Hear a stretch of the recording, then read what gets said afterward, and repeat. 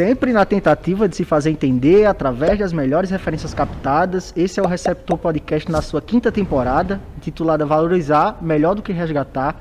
Nós estamos conversando com os artistas que foram aprovados na Lei Aldir Blanc.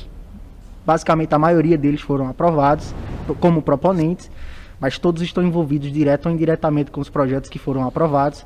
E eu estou aqui com uma pessoa que estava lá, na linha de frente, lutando por esse dinheiro que estava preso, né? É basicamente sobre isso que a gente vai falar, do porquê que na antiga gestão faltou projeto e dessa vez faltou dinheiro para a quantidade a demanda que foi muito grande, né? Joesley Cordeiro, tudo bem?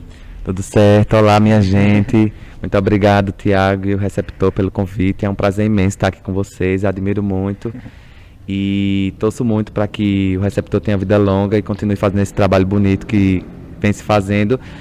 E é isso, assim, na gestão anterior a essa que está no momento no município, chegou o recurso, mas existia um medo muito grande de repassar esse dinheiro para os artistas, né? Então, houve um equívoco no mapeamento mesmo, ou para não dizer que houve falta de mapeamento, houve um equívoco mesmo, assim, no mapeamento dos artistas e também no entendimento do valor de cada projeto, né? Então, foi pensado muitos projetos naquele momento, e valores muito baixos, então assim, realmente não dava para os artistas de fato ficarem à mercê de uma grana muito pequena e já estava há um tempo assim, em uma pandemia que realmente não dava para fazer nada de trabalho, então estava todo mundo no ócio, passando por dificuldade mesmo e precisando dessa grana, porém veio uma grana muito pequena.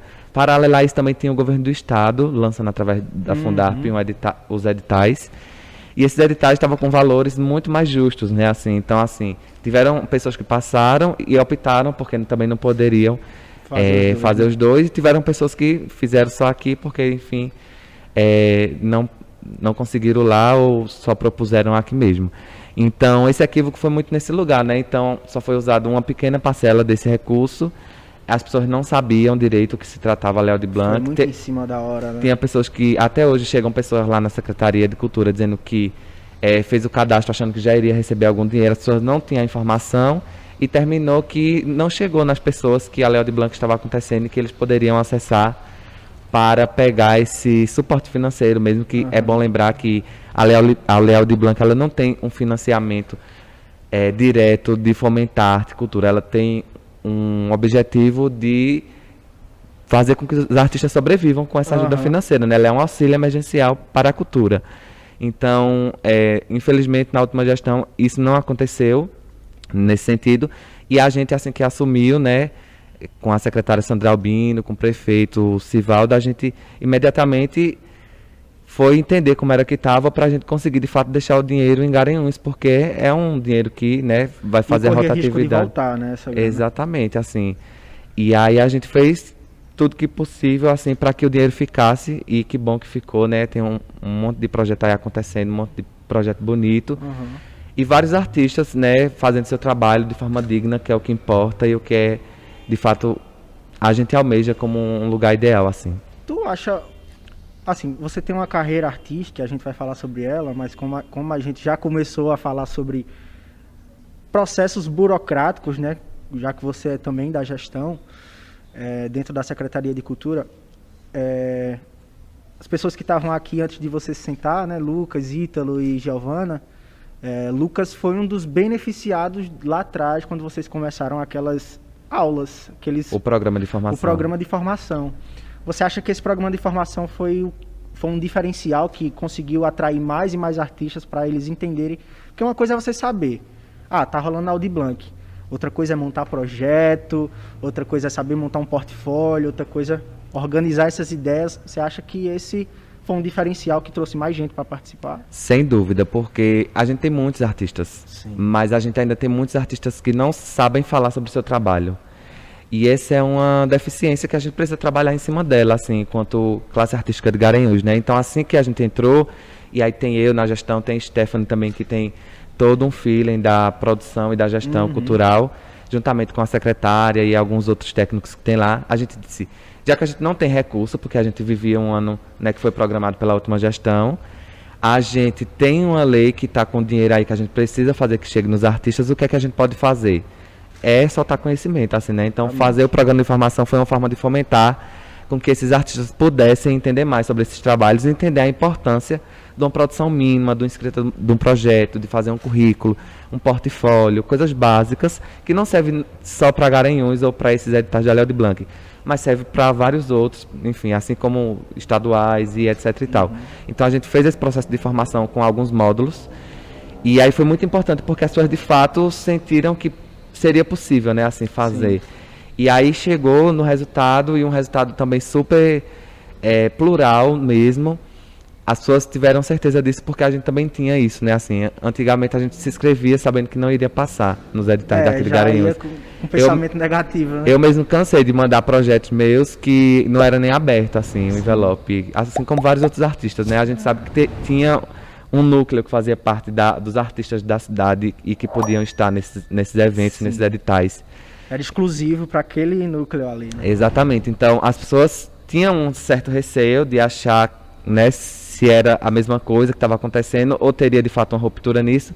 E a gente fez questão, porque, de fato, é essa a nossa função lá, assim, que é fazer com que a gente que entende, né, isso de viver de arte, de estar fazendo arte, de precisar de uma produção mínima, fazer com que, de fato, as pessoas também alcancem minimamente esse lugar, assim, né, e fazer com que essa ferramenta pública sirva de fato para essas pessoas, para que a gente possa avançar, assim, a discussão e possa de fato ter uma classe artística mais fortalecida. De que modo tu acha, assim, qual a avaliação que vocês estão fazendo por enquanto, né? A gente está no dia 15 de janeiro, o edital foi lançado em novembro, e aí a gente está no segundo mês que os aprovados estão tendo de trabalho, né? O mês de dezembro, e agora nós estamos no mês de janeiro. Vocês mandaram um e-mail para fazer o acompanhamento, tal. Como é que anda esse acompanhamento? Tá fluindo, as pessoas estão conseguindo fazer os trabalhos, tem muita dificuldade acontecendo, que a gente está num período delicado, né, de pandemia ainda, tem, sim, muitas restrições, mas tá dando para acontecer, tá fluindo? Sim. Tem acontecido sim, tem acontecido de uma forma bem orgânica, inclusive, a gente tem feito um acompanhamento, que esse acompanhamento, na verdade, é dizer que a gente também está à disposição, sim, né, caso precise desse suporte, porque tem pessoas que é a primeira vez que está fazendo projeto. E aí tá rolando sim, tem fluído. Obviamente tem alguns projetos que precisam de um suporte, que propuseram coisa demais, por exemplo, né? Às vezes os artistas também acham isso, nunca concorreram a nada, ou nunca aprovaram nada, e aí quando é o primeiro assim, eu vou colocar um monte de coisa porque eu acho que a probabilidade aumenta, e não necessariamente isso acontece. Porque na verdade, né, e aí isso já é uma outra pauta, mas ainda dentro da conversa, fazer projeto é você passar confiança para quem tá lendo. Exato. Se você diz que o projeto é 100 mil reais. A execuibilidade vai falar mais alto. Né? O projeto é 100 mil reais e se eu digo que eu vou vir no palco do Centro Cultural, subir e dar um grito, e eu passo confiança que esse grito vale 100 mil reais, a galera vai dizer, tem que dar esses 100 mil reais ao menino. Então é sobre esse lugar e não é sobre a quantidade. Uhum. E tipo, muitas pessoas, como você falou, muitas pessoas novas, né? As pessoas que, mais uma vez, as pessoas que estavam aqui são a primeira vez que eles foram aprovados. Nós do Receptor, nós fomos aprovados em outro edital, não necessariamente foi do município, foi do governo do estado, que foi Comunicadores Populares de Pernambuco, e aquilo ali foi o nosso grande teste, na verdade, né? Foi o primeiro projeto que a gente colocou e já foi aprovado de cara. Então, assim, a gente tomou um susto, né? Porque é aquilo que você estava falando, a gente já coloca os projetos já pensando que vai ser negado, assim. Sim. E, tipo, quando dá certo, a gente... E aconteceu o caminho contrário. A gente propôs simples, mas a execução foi muito maior do que a gente tinha proposto ali. Sempre acontece isso, assim, sempre. Porque esse nosso perfeccionismo, né, enquanto artista, assim, nada está sempre o suficiente, né? Sempre dá para melhorar, sempre pode ser melhor. E, tipo, você também já, além de ser da Secretaria de Cultura, além de estar na administração, você é um artista que está há muitos anos no ramo. Até por isso você está na Secretaria de Cultura, né, a partir do seu currículo.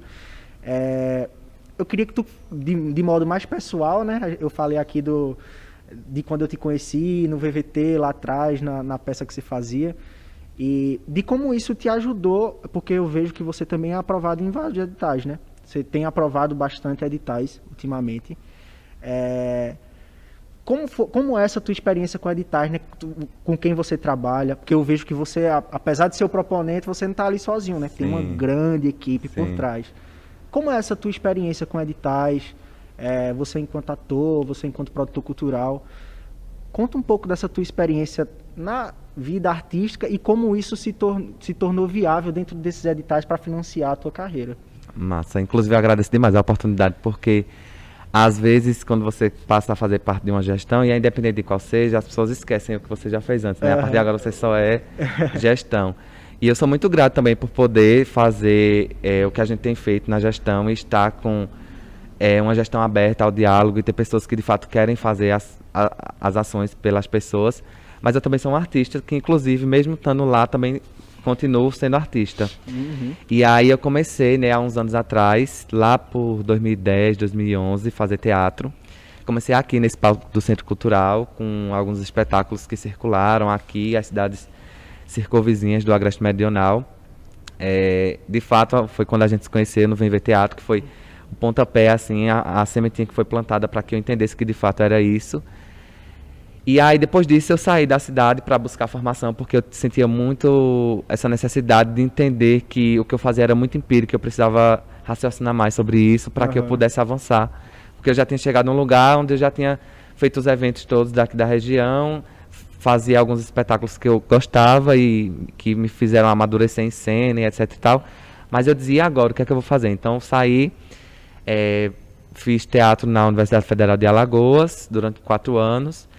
E comecei a circular, né, algumas regiões do país, comecei a ministrar oficina, comecei a descentralizar também da região Nordeste e fazer também mais a região Nordeste em alguns outros estados. E aí eu fui entendendo, né, como essa coisa do projeto que tu pergunta, e aí eu fui entendendo, e é uma coisa que eu sempre falo até hoje, que o maior déficit para a gente da cultura, para nós fazedores da arte, é entender que a produção e a comunicação ela é imprescindível para os projetos.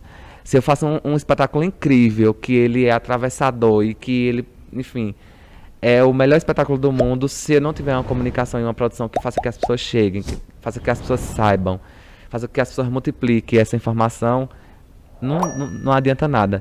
E pegar dinheiro público, né, já que a gente também está falando sobre a Lei Aldir Blanc, é ter essa responsabilidade de entender que o dinheiro não é só sobre você, é sobre a potência social que esse seu projeto tem, né? Porque se não tinha sentido, né, pegar dinheiro, verbas e aplicar nos indivíduos, nesse sentido, né, daqui das pastas culturais.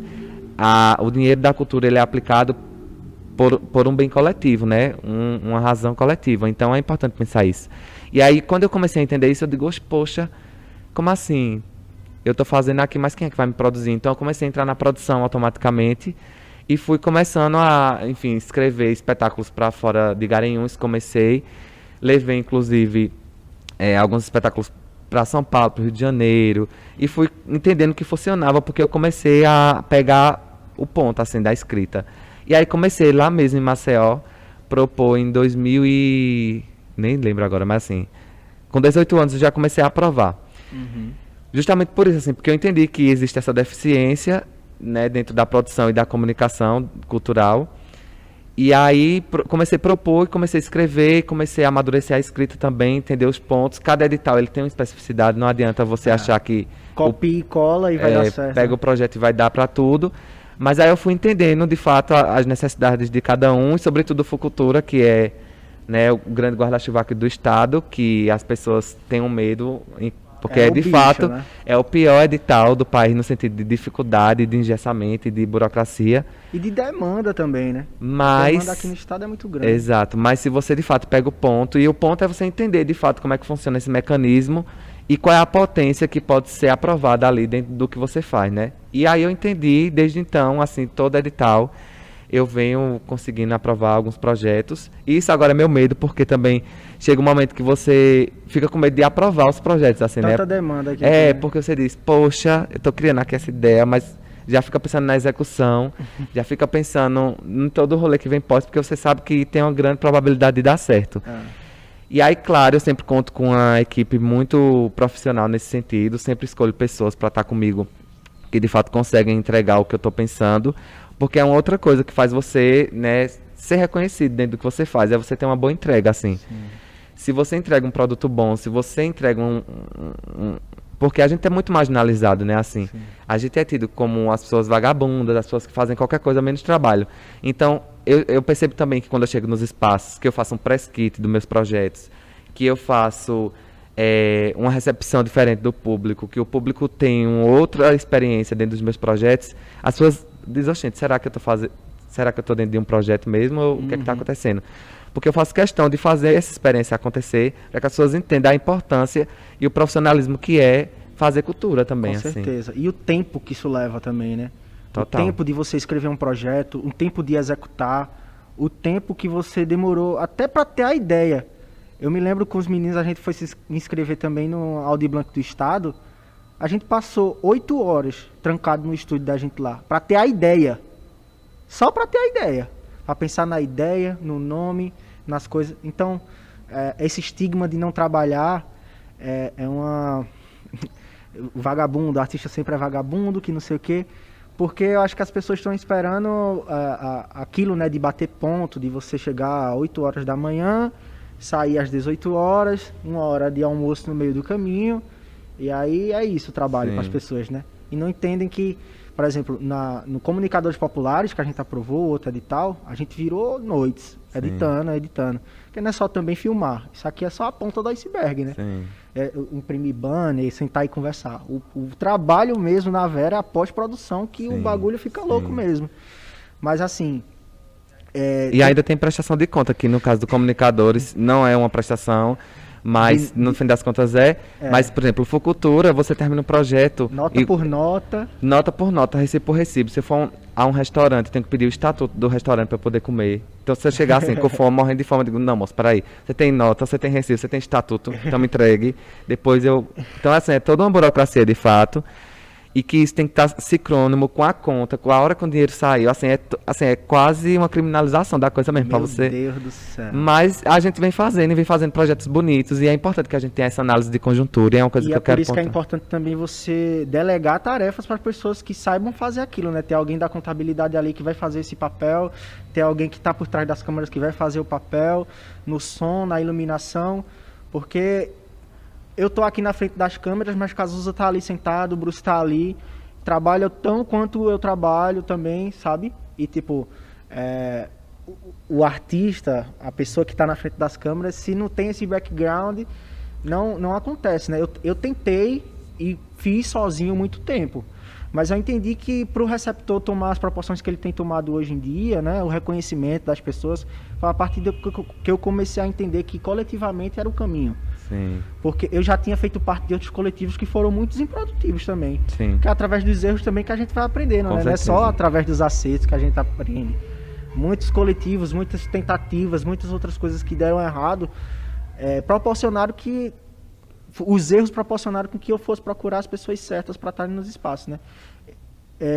Eu vi que você fez o Diverse Club agora recentemente. Outro também que foi o do teatro de... Teatro Lambi Lambi. Exatamente. Eu queria que você contasse especificamente dessas duas experiências, né? Porque a gente falou de modo geral, mas foram coisas que aconteceram agora, recentemente, mês passado. Principalmente o Diverse Club, que foi uma coisa assim, que tomou proporções enormes, né? Vocês encheram na medida que podia encher. Sim. O auditório do Sesc. Conta um pouco quem estava por trás, quem era que ali estava ajudando e como foi essa execução. Massa.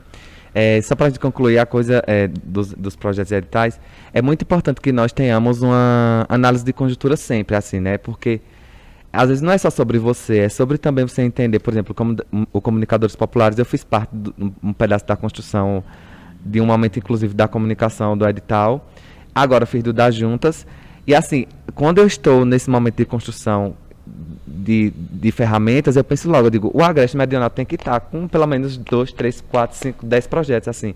Não admito que o Agreste não apareça nos aprovados. Você fala na proposta, a galera tem que ter um projeto nosso aqui, da região, tá? Exato. E aí, tipo, é sobre isso. E aí, quando fala da Léo de Blanc, daqui que você vê a pluralidade de linguagens que estão ali inseridas, sim, a pluralidade de pessoas que fazem, pessoas que, por exemplo, Magote. Magote é um artista que todo mundo conhece e exato, toca há milhares de anos aqui em Garanhuns, mas nunca participou de um edital, nunca acessou, e dessa vez acessou.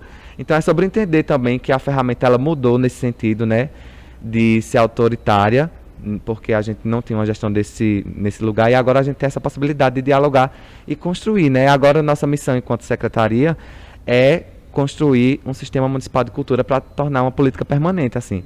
É o que Sandra, é o que Sivaldo quer, porque a gente passa uma gestão, passa outra, e as gestões vão, assim, né, fazendo do jeito que quer.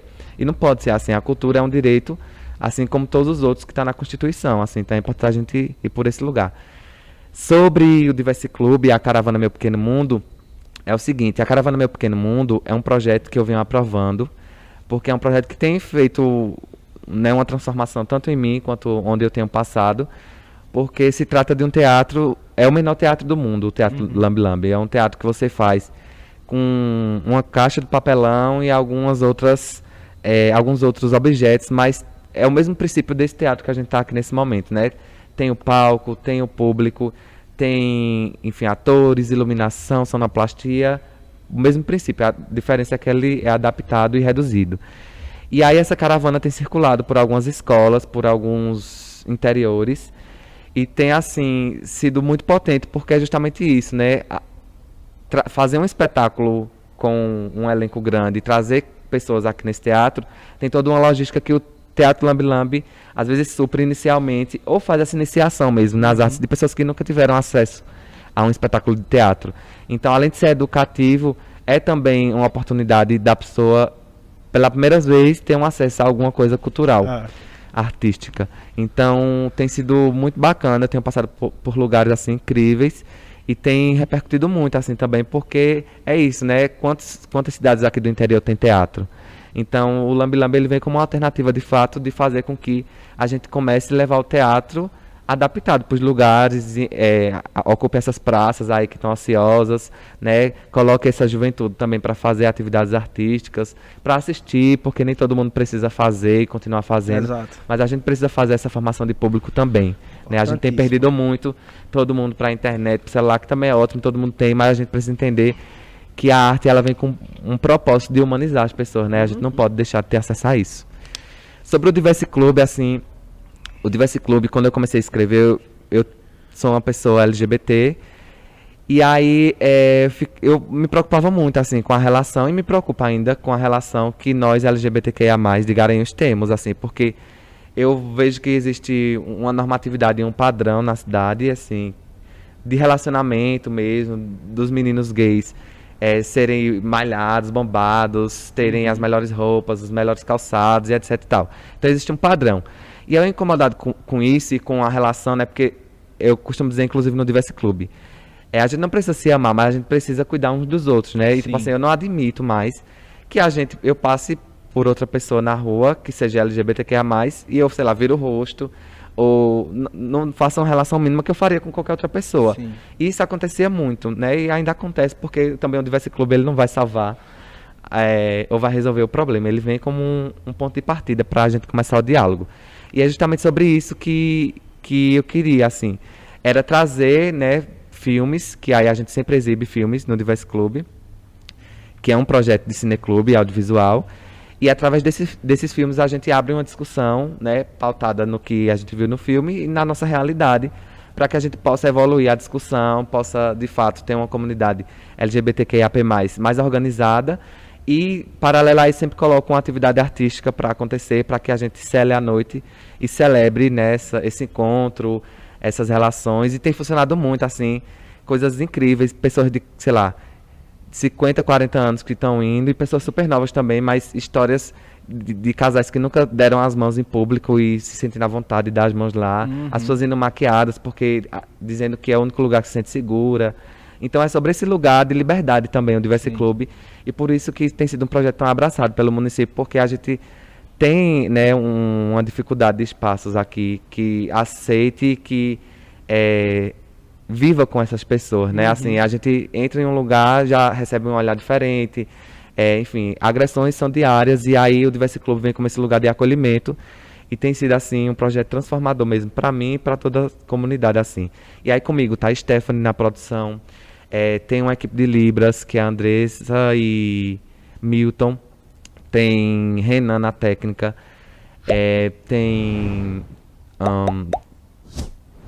tem a Baobá Gourmet no camarim, tem uma galera toda que faz esse projeto acontecer. O Boticário deu uma força, O né? Boticário, isso é uma coisa que eu falo da entrega, né? Tipo, todas as empresas que eu já fui aqui em Garanhuns, eu não gosto muito de ir para o setor privado, mas às vezes, no caso do Diverse Club, é porque eu fiz esse projeto em 2018. Então, de 2018 para cá, existiu mudanças, inclusive no pensamento. E aí eu disse, eu vou colocar algumas atividades presenciais que não tinha, era só o filme e o debate, porque, enfim, é isso. Mas aí eu disse, eu queria trazer uma atividade presencial, porque traz também essa coisa mais próxima, né? Sim. Sei lá, um grupo cantando, uma performance e etc e tal. E aí não tinha recurso no orçamento para essas ações artísticas presenciais. Então eu disse, eu vou para o setor privado. E todas as empresas que eu já bati na porta sempre me acolheram, assim, porque esse lugar da apresentação, esse lugar da entrega, é um lugar que eu faço questão de assim, ser muito cuidadoso e cauteloso.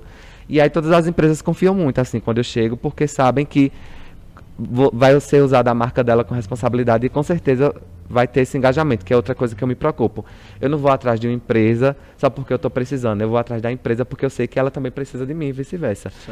O Boticário está com a gente, mas o Boticário tem uma linha LGBT e as pessoas que estão lá estão experimentando essa linha e provavelmente comprando na loja do Boticário. Então é sobre esse match também da coisa acontecendo. E aí o Diverse Club tem desse presente assim para a cidade, porque é um espaço da gente e é um projeto que não é mais meu só, e eu fico feliz por não ser, porque é de fato um projeto de toda a comunidade, inclusive das pessoas héteras, porque é sobre também discutir como a gente olha, como a gente, né, aprender a respeitar, aprender a dialogar, a conversar, sem necessariamente querer se relacionar com a pessoa sexualmente, que é o que geralmente As é pessoas estereotipado. acham, que tipo tem amigo gay, Exatamente. Automaticamente vai ter alguma intenção subjetiva Sim, ali exato. das entrelinhas, né? Sim. Inclusive eu quero pegar umas dicas para você como entrar no setor privado, porque a gente também tá com essa dificuldade. Inclusive a gente fez um material todo pronto para fazer só que não tive a iniciativa de ir buscar. Justamente eu acho que por conta desse medo que a gente conversou lá no começo, né? Do não, né? Quantas vezes a gente foi bater na porta e não. Eu vou pegar umas dicas com você sobre a abordagem. Massa. Pra gente entrar também nessa seara aí do setor privado. Era isso. Conversar um pouco sobre a burocracia do edital, de como anda esse acompanhamento sobre os projetos, né? A gente vai receber aqui, na proposta a gente colocou 12 pessoas, a gente vai receber até mais do que isso. Estamos com a perspectiva de receber 18 pessoas aqui. Artista sempre quer entregar mais. Quer entregar mais. Vamos ver se a gente consegue, se cabe na agenda das pessoas, né? Algumas pessoas não puderam vir, como por exemplo Catarina do Aldeia TA, ela não pôde vir, pegou Covid. Sim. Ela tá Cacá é maravilhosa. Quarentenada. Esté não pôde vir, tá numa vivência aí fora no Pacararu, né? Sim, eu acho que é o nome do lugar onde ela foi. Enfim, sempre recebendo esses artistas, sempre dando espaço, porque a gente entende da responsabilidade que a gente tem enquanto meio de comunicação de abrir esses microfones para pessoas falarem dos seus trabalhos. Eu sempre gosto de frisar isso, né? Existiu a outra Audi Blanc, apesar de não ter sido a demanda que foi essa, muitos artistas aprovaram projetos incríveis, né? Paulo Café, Adalberto, tanto no município quanto no estado, conseguiram aprovar. Eu e a Adalberto, só um adendo rapidinho, que eu quero deixar isso registrado. Eu e a Adalberto viemos na Secretaria Antiga de Cultura aqui, essa é uma história que precisa ficar registrada. Ele contou essa história. A secretária ameaçou chamar a polícia pra gente, assim. E veja como o mundo gira, né? Porque é sobre isso e sobre também esse lugar de criminalização que as pessoas querem o tempo todo enquadrar a gente. E que a gente não vai estar nele, assim, a gente está em outro lugar e é sobre esse momento, assim, que a gente está vivendo e que seja só o começo mesmo, assim, né? E quando a gente teve a ideia de começar a trazer essas pessoas para cá para falarem sobre seus trabalhos, sobre suas vivências, sobre suas vidas, muito por uma vontade e muito por uma demanda também. É só olhar os blogs, sites, a mídia da cidade que não noticiam. Quantos projetos foram aprovados nesse edital da Audi Blanc? Quantos foram? Foram muitos, assim, não lembro não o número agora, porque já foram tantos números que... Um monte de projetos. Você não vê uma linha, você não vê um parágrafo, você não vê uma foto, você não vê num rodapé, você não vê nada. Então, eu acho que...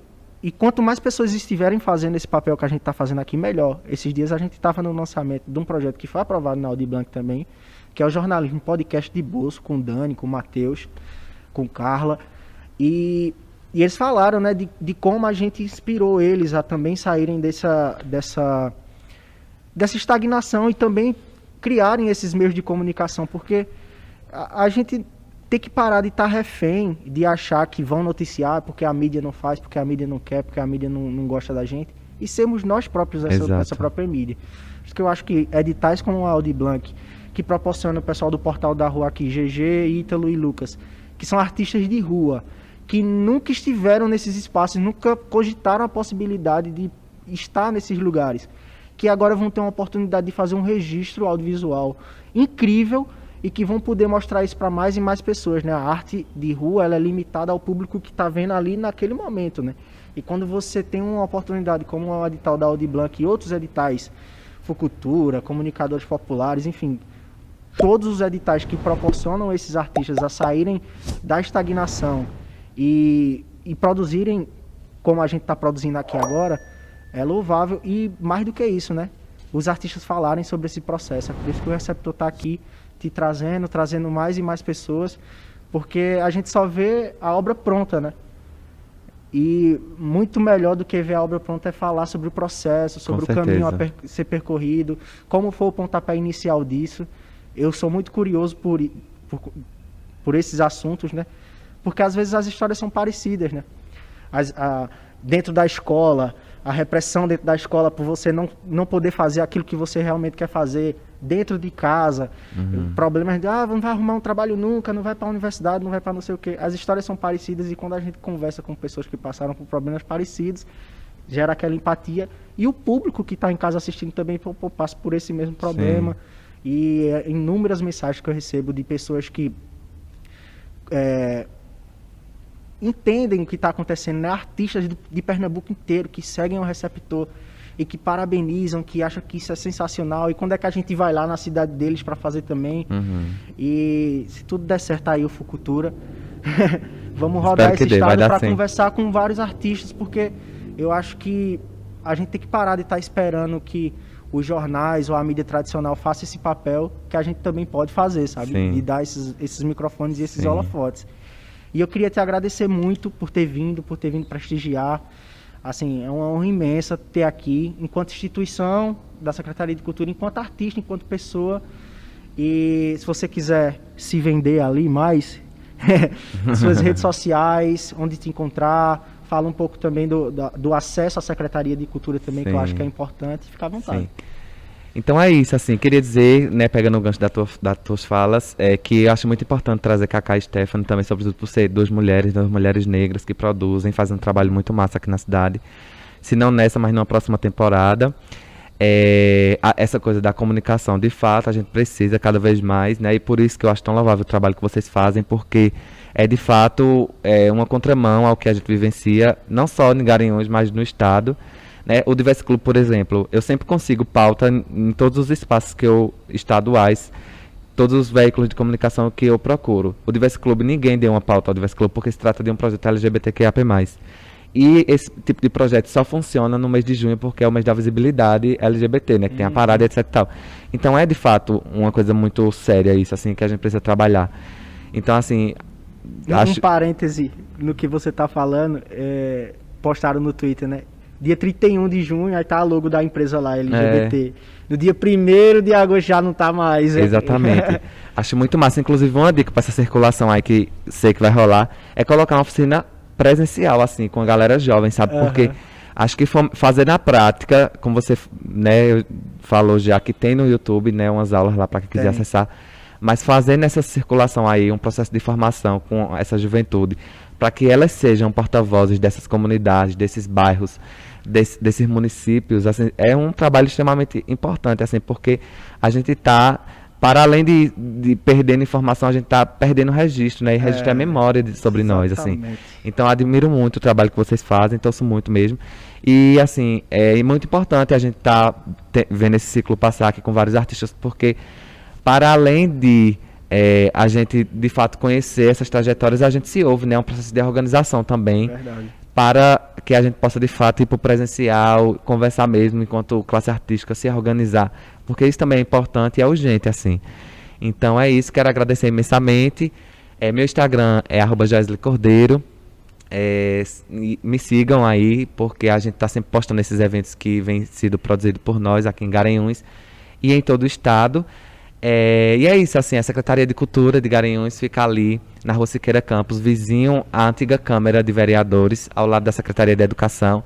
Lá também estamos à disposição, né? Você é artista, fica à vontade para passar por lá, para dialogar com a gente, né? É uma gestão super aberta, nunca foi negado a fala a ninguém, ou um espaço de agenda a ninguém, ou uma pauta a ninguém. Então, se aproximem, vamos conversar.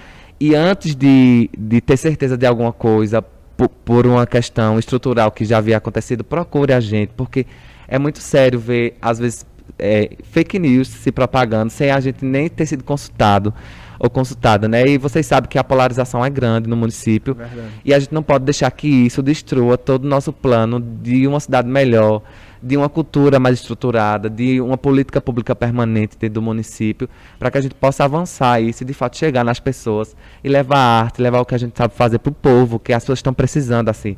A cidade está doente e as pessoas estão doentes por conta de 2, 3 anos trancados. Então, vamos vencer essas questões, vamos se organizar, que isso é muito mais urgente e muito mais importante. Então, Tiago, toda a galera aqui, meu muito obrigado, Receptor Podcast. Quando precisar, estarei à disposição novamente. E é isso, minha gente, né? Estou aí à disposição e se liguem nos prazos dos Fuculturas. Tem microprojeto, Fucultura Música, Fucultura Audiovisual e Fucultura Geral. Se aproprie dessas pautas, procurem os conselhos, procurem as setoriais, porque essa organização ela é importantíssima para a gente poder, de fato, como eu falei anteriormente, se organizar e evoluir essas discussões. E nós vamos estar aqui participando, informando, trazendo essas pessoas através das melhores referências captadas, é nosso lema, e essas melhores referências sempre estarão aqui para esclarecer, para tirar dúvida, para influenciar de maneira positiva. Esse é o Receptor Podcast na sua 5ª temporada, valorizando melhor do que resgatar o que está vivo, o que está presente. Por isso estamos aqui no Centro Cultural, que apesar de ser uma forma de resgatar o passado, estamos valorizando no presente, né? Enquanto está vivo, enquanto respira, enquanto ainda corre o sangue na veia do Centro Cultural, nós estaremos aqui ocupando, não vamos esperar as coisas caírem em cima das nossas cabeças para dizer, eita, era bom no tempo que tinha, Sim. Era bom no tempo que funcionava, era bom no tempo que existia.